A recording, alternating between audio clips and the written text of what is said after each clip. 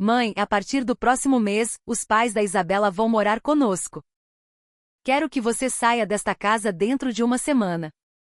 Foram as palavras chocantes que meu filho, Lucas, me disse de repente.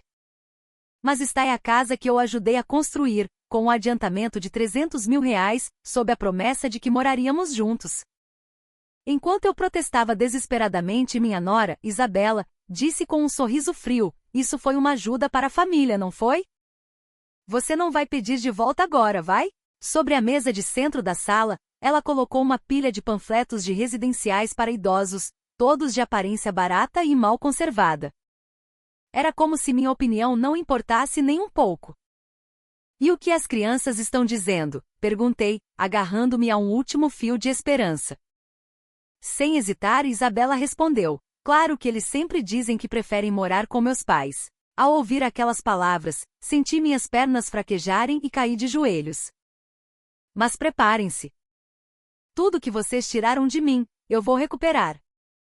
Meu nome é Helena Santos, tenho 68 anos. Por 35 anos, trabalhei como professora do ensino fundamental, e as crianças da comunidade me chamavam carinhosamente de Professora Helena. Fui casada com meu marido, Roberto, por 40 anos, mas o perdi para o câncer há 2 anos. Minha rotina diária começa às 6 da manhã, quando acordo e acendo um incenso no pequeno altar com a foto de Roberto. Participo como voluntária na limpeza da igreja do bairro e continuo ativa no grupo de vigilância comunitária que zela pelas crianças.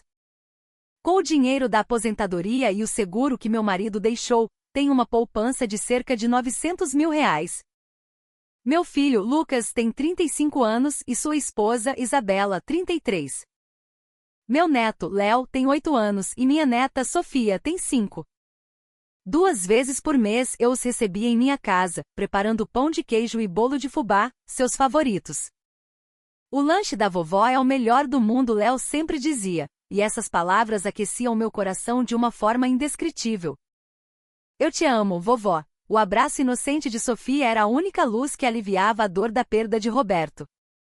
Na primavera do ano passado, Lucas veio me procurar com uma expressão séria. Mãe, preciso conversar com você. Que tal construirmos uma casa para as 2 gerações e morarmos todos juntos? Ao lado dele, Isabela sorria e acrescentava, deve ser difícil para a senhora morar sozinha, e seria uma grande ajuda para nós ter sua ajuda com as crianças. Lucas me mostrou a planta da casa que ele mesmo havia desenhado com entusiasmo. Nós vamos fazer um quarto especial só para a senhora. Léo e Sofia estavam com os olhos brilhando de animação. Vamos morar com a vovó para sempre. Vamos poder brincar todos os dias. Lágrimas encheram meus olhos. Se for para ficarmos todos juntos, seu pai ficaria em paz. Então Lucas, parecendo um pouco culpado, disse, na verdade, mãe. Estamos precisando de R$300 mil para a entrada. Isabela também parecia constrangida. Nós realmente não queríamos pedir isso, mas como é uma casa para morarmos com a senhora, será que poderia nos ajudar? Eu não hesitei. Era o dinheiro que meu marido havia deixado. Se fosse para a felicidade da nossa família, ele certamente ficaria feliz. Tudo bem, querido. Vamos usar o dinheiro que seu pai deixou para a nossa família. No dia da transferência bancária, sendo a pessoa meticulosa que sou, pedi ao gerente do banco para especificar no campo de descrição do comprovante, empréstimo para construção de residência nova. Sempre tive o hábito de manter registros importantes. Lucas e Isabela curvaram-se em agradecimento profundo. Mãe, muito obrigado. Nós vamos te pagar de volta, eu prometo. Segurei a mão do meu filho. Somos uma família, é claro que eu ajudaria. A casa de 3 andares ficou pronta 6 meses depois. Era magnífica. O primeiro andar tinha a suíte de hóspedes e o meu quarto, além de um banheiro social. O segundo andar era o coração da casa, com uma ampla sala de estar e jantar onde toda a família se reunia. O terceiro andar abrigava os quartos das crianças e a suíte do casal. Havia também um quintal espaçoso com uma churrasqueira, a casa dos sonhos. Os primeiros 6 meses foram de pura felicidade. Eu preparava o café da manhã, levava e buscava as crianças na escola. Ajudava com prazer em todas as tarefas domésticas. Mãe, a sua ajuda é uma bênção. Não sei o que faríamos sem a senhora, Isabela sempre me agradecia. Os churrascos de domingo no quintal eram uma festa. Ver Léo e Sofia correndo e brincando pela grama me enchia de uma felicidade genuína. No entanto, a situação começou a mudar gradualmente quando os pais de Isabela, Sérgio, de 67 anos, e Cláudia, de 64, começaram a nos visitar com frequência. No início era uma vez por semana, mas logo se tornaram 3 vezes por semana, e suas estadias ficavam cada vez mais longas. De início, trocávamos cumprimentos cordiais, mas a atitude de Cláudia foi mudando aos poucos. A comida da minha filha é muito melhor, não é? Ela comentou uma vez depois de provar um ensopado que eu havia feito. Fiquei um pouco surpresa. Sérgio também acrescentou com um tom áspero: morar com uma velha como essa não faz mal para a educação das crianças? Foi o começo de uma série de pequenas mudanças. Isabela, que antes agradecia por tudo, começou a criticar minha comida. Mãe, não acha que a comida está muito salgada? Não posso deixar as crianças comerem isso. No entanto, no mesmo dia para o jantar, Cláudia trouxe uma feijoada bem temperada e forte, e Isabela não disse uma palavra. Pelo contrário, elogiou: a feijoada da minha mãe é a melhor do mundo. Outras coisas começaram a acontecer. A energia do ar-condicionado do meu quarto era desligada sem meu consentimento. Para economizar na conta de luz, o uso do ar-condicionado durante o dia está proibido nos dias de semana, Isabela decretou. Contudo, nos dias em que seus pais visitavam, o ar-condicionado da sala ficava ligado o dia inteiro. Quando eu ousava mencionar a conta de luz, Isabela me cortava: a saúde dos meus pais é muito importante. A discriminação se estendeu à lavanderia. Mãe, as suas roupas têm um cheiro estranho, então por favor, lave-as separadamente. Eu tomava banho todos os dias e me considerava uma pessoa limpa, não conseguia entender por que era tratada daquela forma. Até mesmo meus horários de refeição foram restringidos. Mãe, pode terminar seu café da manhã até às 7h30? Meus pais chegam às 8. Esta também era minha casa, por que eu tinha que aceitar tais restrições? O golpe mais doloroso foi quando organizaram meu armário sem minha permissão. Fotos e roupas, lembranças preciosas do meu marido, foram jogadas fora sob o pretexto de que havia muita coisa acumulada. Mãe, achei melhor organizar o que a senhora não usa mais, disse Isabela com naturalidade. Mas entre aquelas coisas estavam as fotos da nossa lua de mel, o anel que ganhei em nosso aniversário de casamento e até o terno que Roberto usou no nosso noivado. Essas fotos são minhas memórias mais importantes, protestei. Isabela respondeu friamente: não adianta ficar presa ao passado. Vamos seguir em frente. No entanto, quando Cláudia trouxe uma caixa cheia de fotos antigas e as espalhou pela sala de estar dizendo vamos relembrar os velhos tempos, Isabela sorriu e disse: que saudade! Ficava cada vez mais claro que minha própria presença era um incômodo. Quando eu andava pelo corredor, Cláudia fazia uma careta explícita. Helena, poderia fazer menos barulho com os pés, por favor? Às vezes meus joelhos doíam, o que tornava meu andar um pouco instável. Mas quando Léo e Sofia corriam pela casa fazendo barulho, ela sorria e dizia: que gracinha, cheios de energia. Apenas os meus passos eram um problema. Restrições foram impostas até mesmo às minhas compras. Mãe, a partir de agora, pode me dar uma lista de compras? É para evitar gastos desnecessários. Eu, que administrei o orçamento da minha casa por 35 anos, era tratada como uma gastadora irresponsável. Mas quando Cláudia aparecia com sacolas de um empório caro, cheias de ingredientes importados, Isabela recebia com entusiasmo: às vezes, um luxo é necessário, não é mesmo? Reclamaram também do volume da minha televisão. Mãe, o som da TV está muito alto. Vai incomodar os vizinhos. Eu não tenho problemas de audição, mas com a idade, é natural que precise de um volume um pouco mais alto. No entanto, quando Sérgio assistia a jogos de futebol com o som no máximo, ninguém dizia uma palavra. Até o meu horário de banho foi determinado. Mãe, por favor, tome seu banho depois das 9 da noite. Eu sempre gostei de tomar banho de manhã, mas nem isso me era mais permitido. A distância entre mim e meus netos também aumentou gradualmente, e essa foi a mudança mais dolorosa de todas. Vovó, você vai na minha apresentação da escola? Léo me perguntou inocentemente. Isabela interveio imediatamente. A vovó fica muito cansada, querido. Ela não vai. Na verdade, Cláudia e Sérgio já estavam confirmados para ir. Só eu fui excluída. Quando Sofia vinha brincar no meu quarto, Isabela aparecia para buscá-la. Agora é a hora da outra vovó. A expressão outra vovó perfurou meu coração. Era como se eu fosse a avó falsa e Cláudia a verdadeira.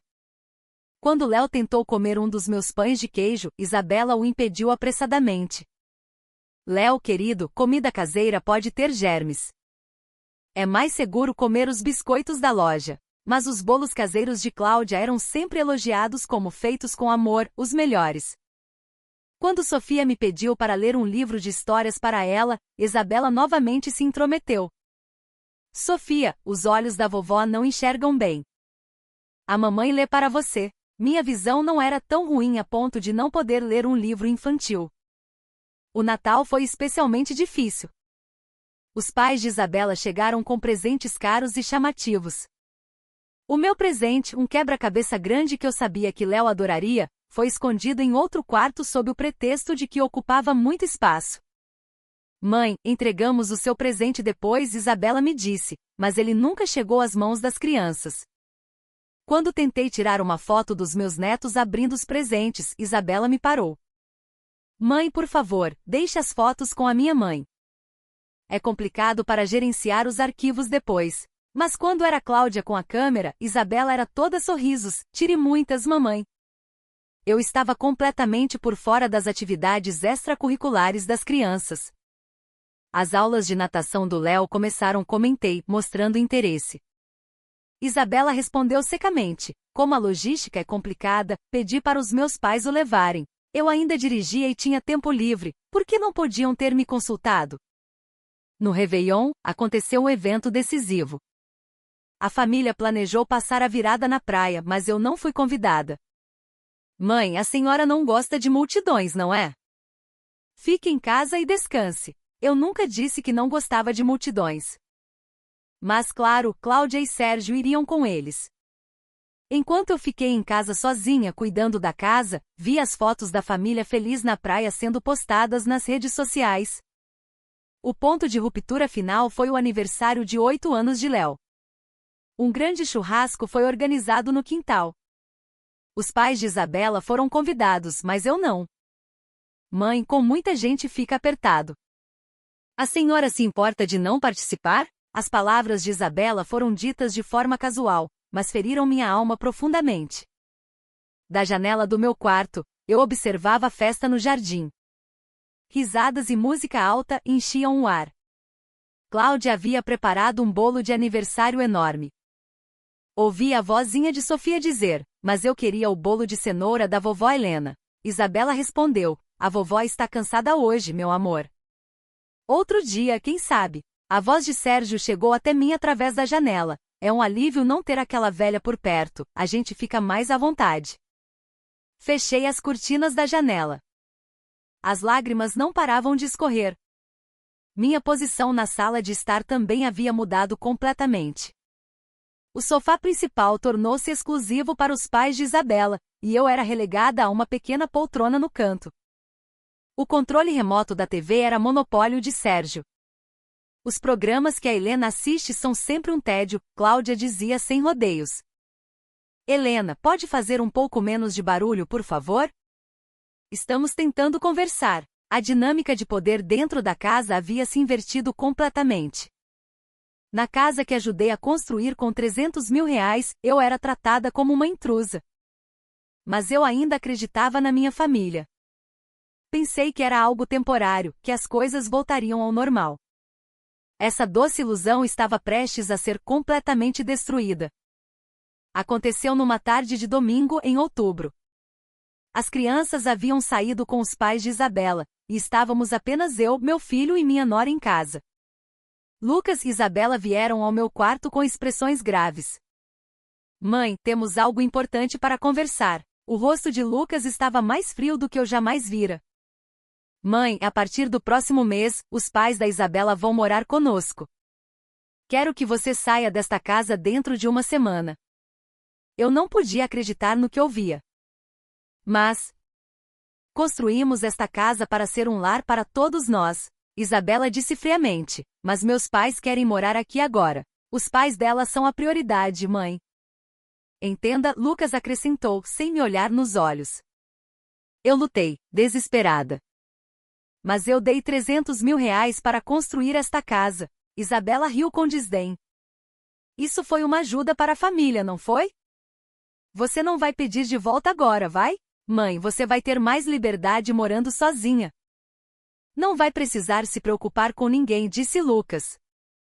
Então, Isabela colocou uma pilha de panfletos sobre a mesa. Eram de residenciais para idosos, todos de aparência precária. Existem muitas opções, podemos até visitar algumas com a senhora. Agarrei-me a uma última esperança. E as crianças? Elas concordam com isso? Isabela respondeu sem hesitar, claro. Elas sempre dizem que preferem morar com meus pais. Naquela noite não consegui dormir. Passava da meia-noite quando senti sede e fui à cozinha. Da sala de estar, ouvi as vozes de Lucas e Isabela em uma chamada telefônica. O interlocutor eram os pais de Isabela, e a chamada estava no viva voz, então pude ouvir tudo claramente. Finalmente conseguimos convencê-la, disse Isabela. Ela vai sair até o final da semana. A voz alegre de Cláudia ecoou. Que ótimo! Aquela casa é boa demais para uma velha pão dura como ela. Isabela continuou, sobre os 300 mil, vamos manter a história de que foi um presente de família. A voz de Sérgio também se juntou à conversa. Velhos são fáceis de enrolar. É só pressioná-los com lógica que eles cedem. Então, Lucas também participou. As despesas do asilo podem ser pagas com a aposentadoria e a poupança dela. Não teremos nenhum custo. Agora finalmente a casa será nossa de verdade, celebrou Isabela. Então uma declaração ainda mais chocante se seguiu. Cláudia disse rindo, fazer ela dar 300 mil e depois expulsá-la. Que plano genial! Sérgio concordou, com isso nosso futuro está garantido. A casa e o terreno são praticamente nossos. Podemos colocar aquela velha num apartamento barato e ainda pedir ajuda para pagar a hipoteca. Isabela disse cruelmente para as crianças, vamos dizer que a vovó está feliz em sua nova casa. E a mamãe já deve ter percebido, mas não há nada que ela possa fazer agora. Uma gargalhada coletiva ecoou pelo corredor. Voltei para o meu quarto em silêncio, mas meu corpo tremia da cabeça aos pés debaixo do cobertor. Raiva e tristeza me impediam de dormir. Eu era apenas uma fonte de dinheiro para eles, a ser descartada quando não fosse mais útil. Quando aceitei essa realidade, algo dentro de mim mudou de forma decisiva. A calma e a capacidade de análise que desenvolvi em 35 anos como professora vieram à tona. Agir emocionalmente não resolveria nada. O que eu precisava era de uma estratégia lógica e infalível. Na manhã seguinte, comecei a minha atuação. Dormi bem. Vou pensar sobre um novo lugar para morar, eu disse com um sorriso. Isabela pareceu aliviada. Que bom, mãe. Fico feliz que tenha entendido. Mas em meu coração, um plano de contra-ataque já estava sendo meticulosamente elaborado. Comecei analisando a situação. Eu era credora de um empréstimo de 300 mil reais. O comprovante bancário dizia claramente empréstimo para construção de residência nova. Isso era uma prova legalmente válida. Meu filho e nora estavam tentando me expulsar para abrigar os pais dela, o que era um claro ato de má-fé. E a conversa da noite anterior revelava uma intenção fraudulenta. As frases velhos são fáceis de enrolar, e que plano genial indicavam um golpe premeditado. Comecei a frequentar a biblioteca municipal. Vou à biblioteca, Isabela. Gosto de ler, eu dizia. Na verdade, eu estava pegando livros de direito para estudar detalhadamente sobre empréstimos entre parentes e ações de cobrança. Descobri que mesmo sem um contrato formal, o registro da transferência e a descrição no comprovante eram suficientes para provar a existência do empréstimo. A descrição específica, empréstimo para construção, era uma prova decisiva. Aprendi também que juros legais e multas por atraso poderiam ser aplicados. Para R$300 mil, isso significaria uma multa e juros consideráveis. Marquei uma consulta gratuita em um escritório de advocacia. Disse que estava buscando conselhos para uma amiga. Enganar um parente para obter vantagens financeiras não era apenas uma questão civil, mas poderia se tornar um caso criminal. As palavras do advogado me deram a confiança que eu precisava. Eu era vítima e estava apenas exercendo meus direitos legítimos.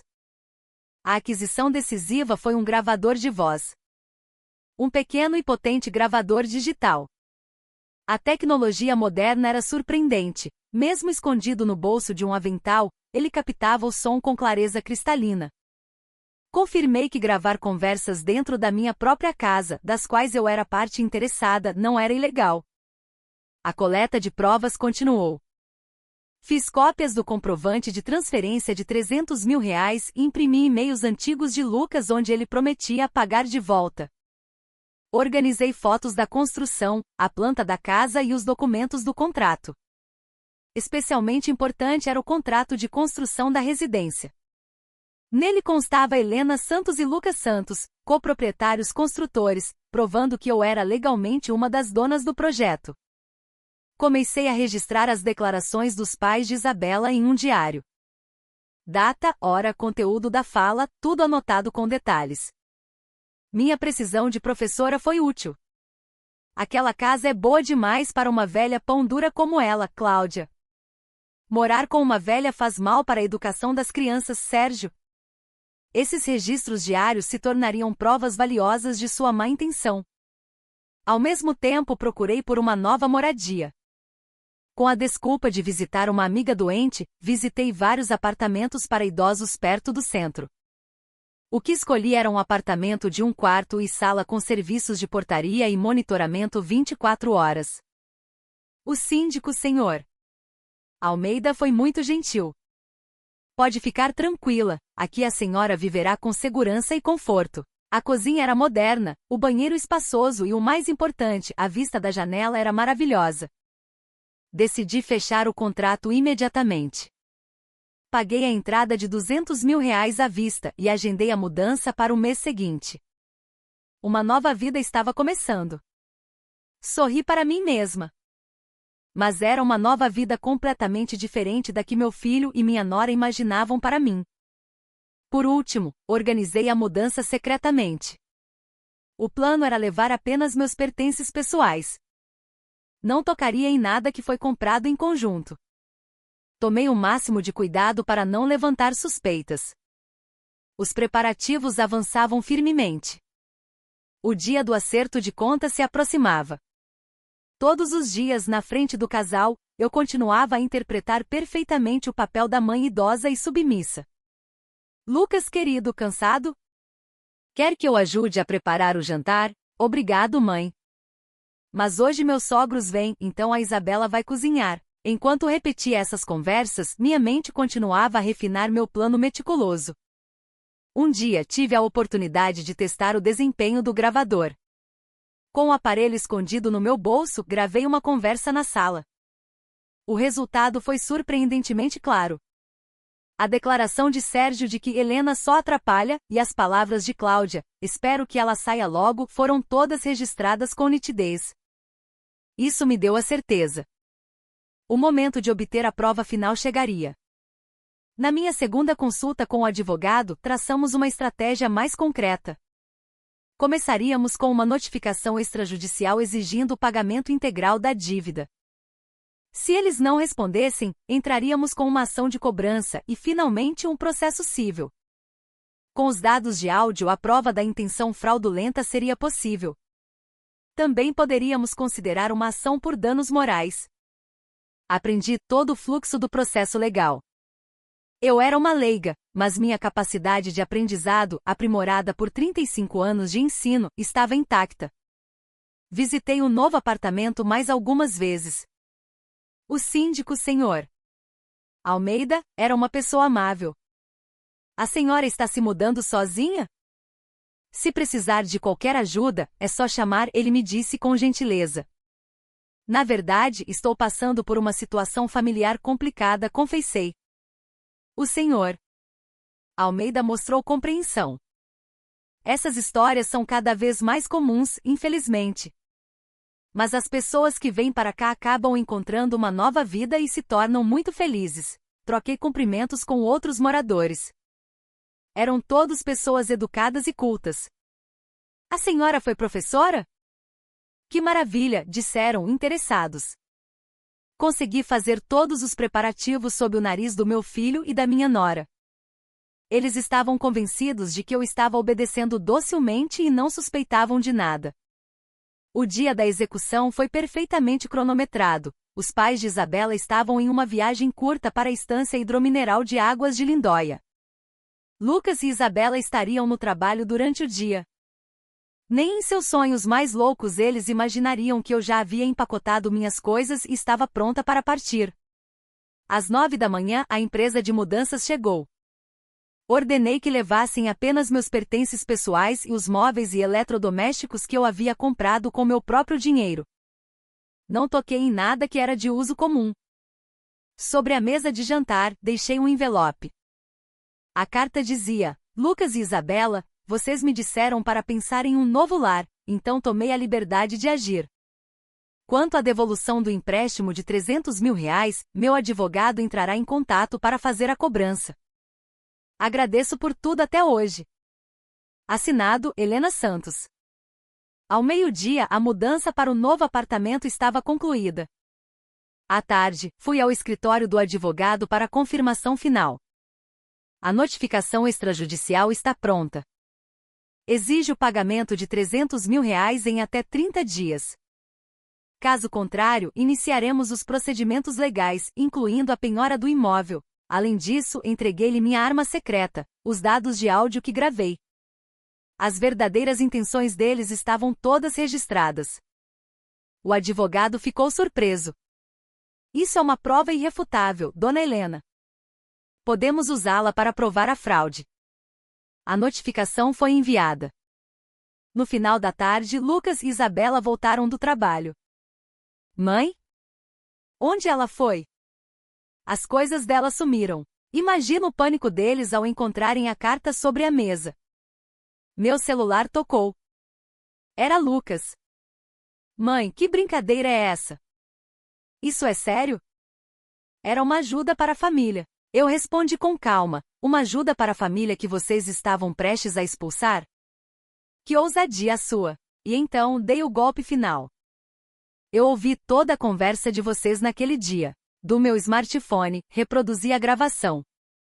Agora finalmente a casa será nossa de verdade, a voz de Isabela ecoou pelo telefone. Lucas ficou mudo. Isso é. Que covardia! Retruquei friamente. Covardia? Do ponto de vista legal não há nada de errado. Fazer ela dar 300 mil e depois expulsá-la. Que plano genial! A voz de Cláudia também soou na ligação. Mãe, vamos conversar, ouvi a voz desesperada de Isabela, mas minha decisão era inabalável. É tarde demais. Tudo está nas mãos do meu advogado.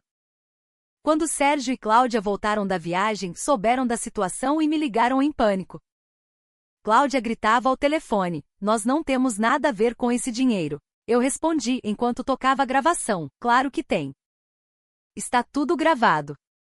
Vocês conspiraram para cometer uma fraude. Sérgio também estava desesperado. Nós não sabemos de nada.